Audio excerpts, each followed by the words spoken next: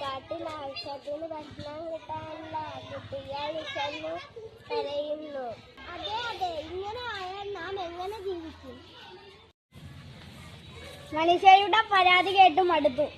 കരിമ്പ് നശിപ്പിച്ചു, ചക്ക പറിച്ചു, ഇനിയും വാഴ തിന്നു, ഇനിയും എന്തൊക്കെല്ലാം കേൾക്കണം. കതിര് കത്തുന്നു, പയം മോഷ്ടിക്കുന്നു, ഞങ്ങളെ കുറിച്ചുള്ള പരാതികൾ. നമുക്കും വിശപ്പില്ലേ? അതെന്താ ആരും മനസ്സിലാക്കാത്തത്? മനുഷ്യരെ എങ്ങനെ കുറ്റം പറയുക? അവരധ്വാനിച്ചുണ്ടാക്കുന്നതല്ലേ. ഇതും പറഞ്ഞിട്ട് കാര്യമില്ല. മനുഷ്യർ കഷ്ടപ്പെട്ടുണ്ടാകുന്നതല്ലേ. നമ്മൾക്ക് നല്ല തടിമുടുക്കില്ലേ?